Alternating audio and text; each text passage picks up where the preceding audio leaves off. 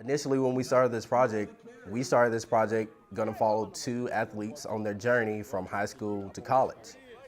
But unfortunately, once we started this project, one of our main subjects didn't play football for the rest of that season. So that kind of threw a wrench in our initial plans and our initial story arc. But it kind of gave us the opportunity to develop a different story. So now, instead of having to do the story centered around football, we have a story that's centered around adversity. In storytelling, you have to be able to pivot.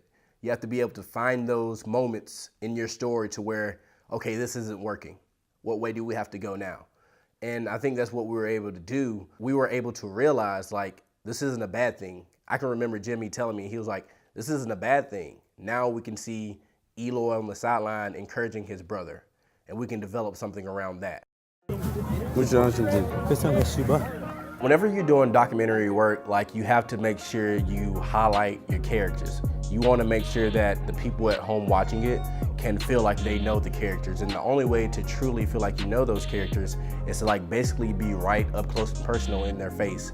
You want to be able to see those people clearly and understand who they actually are. So you can't do a documentary or do documentary style work and film from the bleachers. It's just something that you can't do. The people at home won't know the characters the way you know them because you've been following their journey and you're following their career. So you need to make sure that in that moment, you put them as close to the characters as you possibly can. Woo! There we go, baby. Got to spring into action. Man. Is the mic on? You know the mic was on. Always got to keep the mic hot. I'm so glad his mom came. You always have to be ready to go. You have to always be prepared to, at any given time, press record. Like, sometimes you don't have the opportunity to make sure all your settings are right, make sure the focus is good, make sure the lighting is good.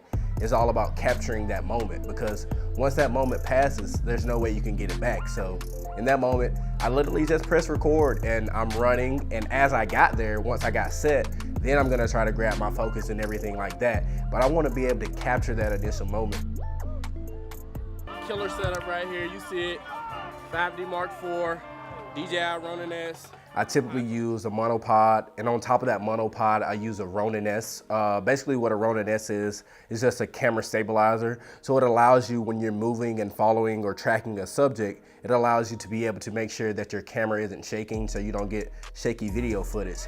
And that's key, because a lot of time in documentary style work, you can't stop and put your camera on a tripod because your subjects are moving. You can't tell your subjects what to do. You're basically following them everywhere they go. So when you're sitting back and you're watching it, you almost feel like you're there, you know? So it almost becomes like you're not watching a documentary, you're kind of traveling that journey with those subjects. And I think that's what's key in making sure that you follow those subjects well.